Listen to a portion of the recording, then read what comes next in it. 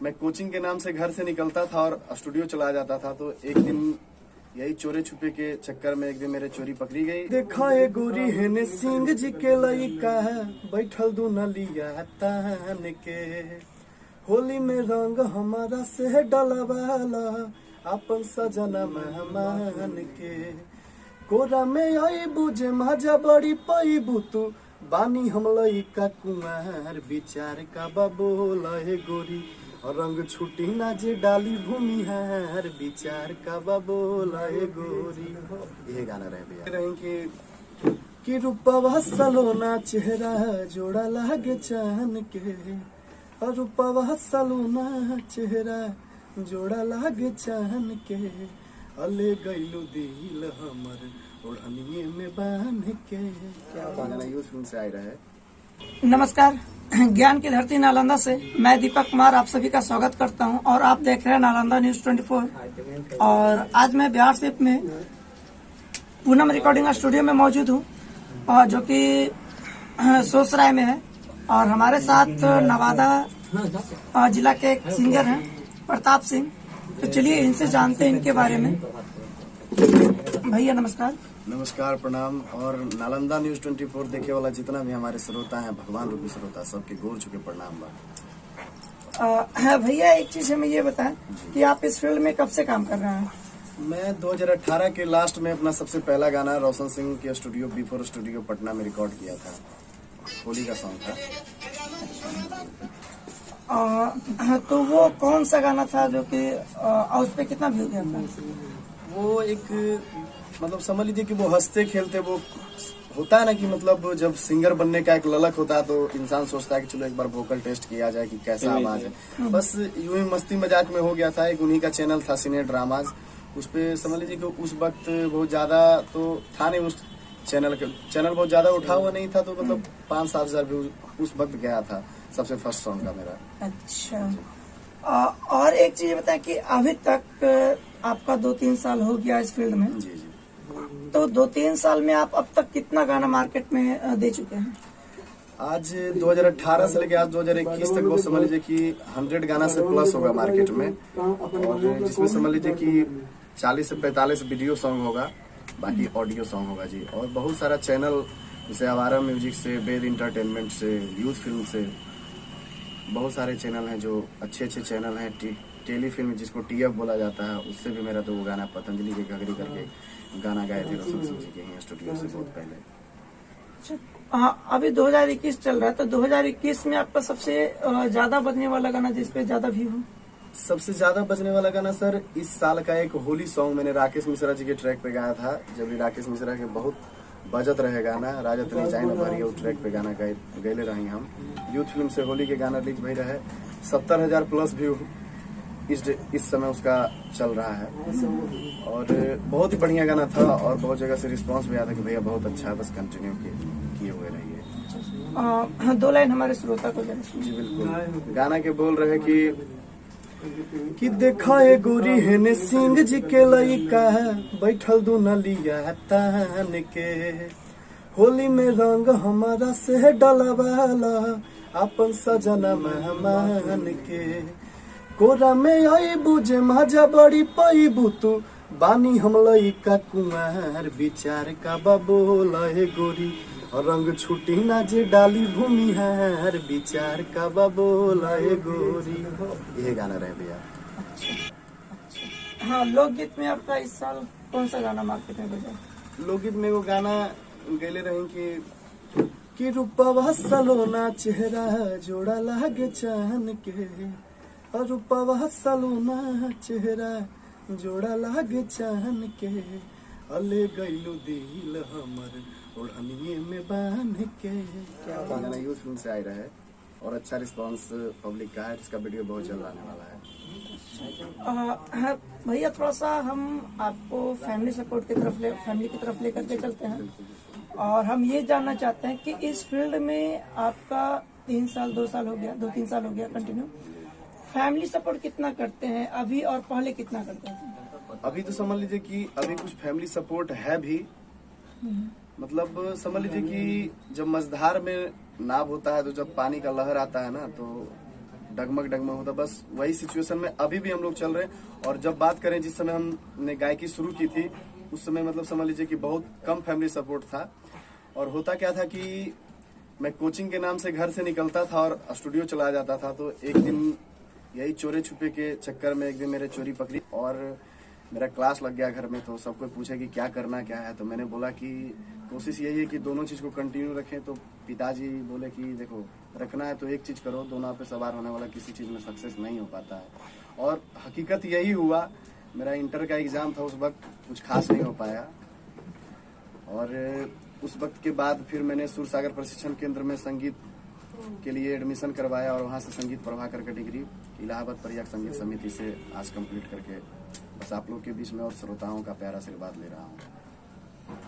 जैसा कि भैया अभी आप बता रहे थे कि पटना में ये रहते थे और आप इलाहाबाद से आप कंप्लीट किए हैं संगीत का प्रशिक्षण।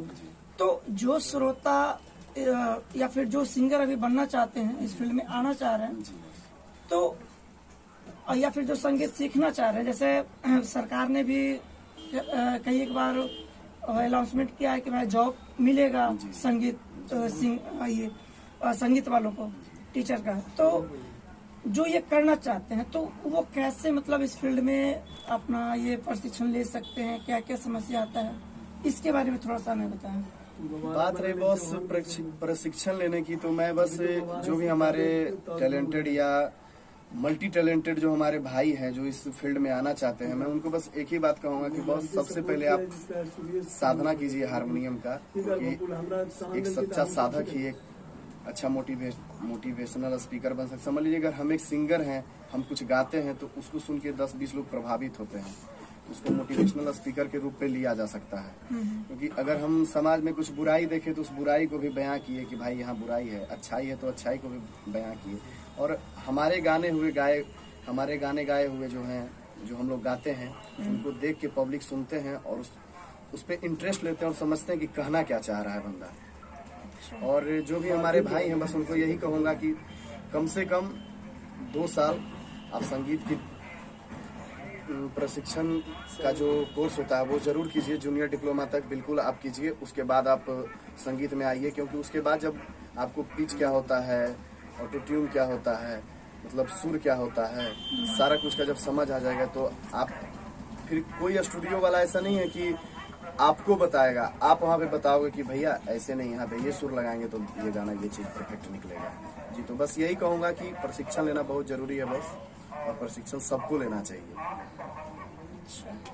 तो हमें ये बताएं कि 2020 में आपका कौन सा गाना आया था? 2020 में बस एक मेरा लोकगीत आया था आवारा म्यूजिक से, बारिश अलीगंज के छौड़ा आवारा, दुल्हन हम सुना देवे के चाहत नहीं। और जैसे कि मैं एक ऐसा इंसान हूँ कि हमसे बहुत सारे लोग जो है जुड़ के, हम ऐसा नहीं है कि कभी लगता है कि मैं गायक हूँ तो भाई मैं हाई फाई में रहूंगा जी, नहीं, बहुत नॉर्मल तरीके से जीने वाला इंसान हूँ मैं।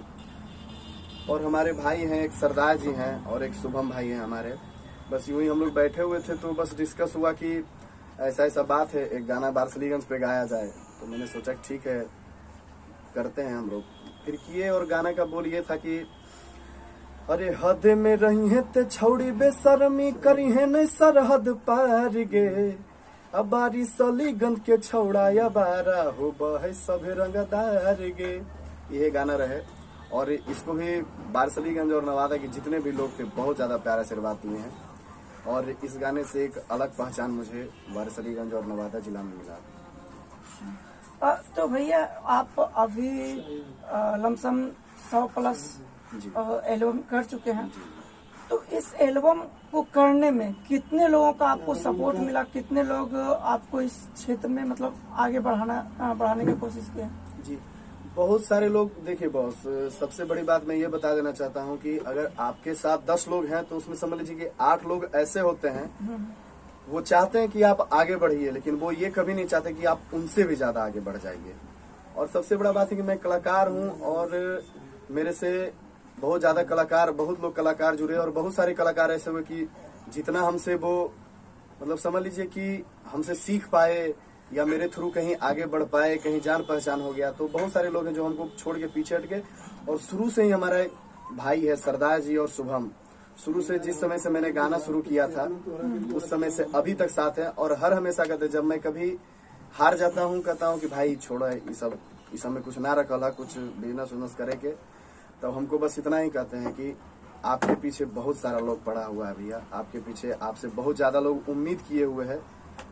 आपको लग रहा है कि इस चीज को मैं छोड़ दूंगा तो इससे मेरा हानि होगा, ऐसा नहीं है।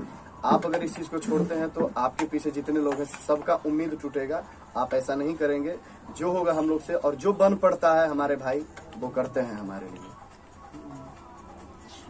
हाँ, जैसा कि आप बता रहे थे कि आप चोरी छुपे जाते थे स्टूडियो और अपना जो भी कार्यक्रम था करते थे, तो जब आपका पहला गाना मार्केट में आया और आपके घर वाले भैया जो भी है मम्मी पापा जब सुने, गार्जियन सुने, तब उनका क्या रिएक्शन था? उस टाइम आपको कैसा लगा जब आपके घर में ये सारी बात हुई? जैसे पहला गाना आवे से पहले रिकॉर्ड हो गई रहे गाना, हमार चोरी पकड़ा गई घर में, तो पता रहे कि लड़का गाना गावत बा, लेकिन जब अबले हमार गाना वो लोग घर में केहू सुनले नहीं कि का आवाज बा, कैसन गावा था। लेकिन जब गाना आयल है तब घर में जब सुने नहीं है तो कहले हैं कि ना बाबू अच्छा आवाज बा, मेहनत करत रहा, अगर भगवान चाहिए तो बहुत आगे। तो हमें एक चीज और बताएं कि आपका कोई सैड सॉन्ग अभी तक मार्केट में आया है या फिर नहीं? नहीं, वो सैड सॉन्ग तो अभी तक किए ही नहीं है, सैड सॉन्ग नहीं किए हैं अभी तक, और बहुत जल्द 1-2 सैड सॉन्ग आने वाला है यूथ फिल्म से, और 2-3 मघिल सॉन्ग भी आने वाला है। मतलब करीब करीब समझ लीजिए कि दुर्गा पूजा के बाद करीब करीब 15 से 17 सॉन्ग लाइन का है, और सब वीडियो के साथ यूथ फिल्म से आएगा। बस जितने भी हमारे श्रोतागण सुन रहे हैं, देख रहे हैं इस नालंदा न्यूज 24 के माध्यम से, सबसे यही अपील है कि आप लोग यूथ फिल्म सर्च कीजिए यूट्यूब पे, सब्सक्राइब कीजिए, अपना भाई का गाना सुनिए और खूब प्यारा से बात दीजिए। भैया एक चीज और जैसे अभी सावन का महीना समाप्त हुआ है, तो सावन में आपका कोई गाना मार्केट में आया है? एगो गाना आई रहे एगो रेक्स एंटरटेनमेंट चैनल से, बहुत बढ़िया गाना रहे, 5000 व्यू 7000 व्यू गई रहे वो गाना के। बहुत नया चैनल ही बना था कुछ दिन पहले ही, मतलब समझ लीजिए कि जिस समय गाना अपलोड हुआ था उसमें 11 या 12 सब्सक्राइबर था उस चैनल का। अभी 10,000 व्यूज गाने पे गया हुआ और चैनल भी अच्छा एक चीज हम ये जानना चाहते हैं भैया, क्योंकि हमें तो ये चीज पूछना नहीं चाहिए, लेकिन क्या करें, मीडिया है, और तो मीडिया को ये है कि खोद करके भी, मतलब जो होता है ना, मतलब मुर्दे को भी वो जानना चाहते हैं, वो पूछ लेते हैं उससे। तो हम ये जानना चाहते हैं कि आप सिंगिंग कर रहे हैं, तो सिंगिंग करने का क्या पर्पस था? कहीं आपका दिल टूटा या फिर किसी से लगा हुआ? सिंगिंग करने का पर्पस, बहुत अच्छा क्वेश्चन आप पूछे हैं। और मैं उस समय 10th क्लास में पढ़ता था। मैं 10th का एग्जाम जो है मैट्रिक का एग्जाम बोकारो स्टील सिटी से, झारखंड से दिया हूँ, झारखंडपुर से। और सबसे बड़ा बात था कि झारखंड से सटे हुए गाँव में हमारे भैया हैं, बड़े भैया सुपरस्टार गुंजन सिंह जी, उनका एक कार्यक्रम हो रहा था, और अगले दिन एक पेपर का कटिंग आया था, उसमें मैं हॉस्टल में रहता था। बस उस कटिंग को देखा वहाँ पे, तब तक मैं नहीं जानता था कि ये जो गुंजन सिंह जी हैं वो हमारे डिस्ट्रिक्ट से बिलोंग करते हैं, तब तक ये बात मुझे बिल्कुल पता नहीं थी। उस समय मैंने जाना कि नवादा के रहने वाले हैं गुंजन भैया, और उस वक्त ही मेरे माइंड में आया कि जब ये कर सकते हैं तो मैं भी कर सकता हूँ।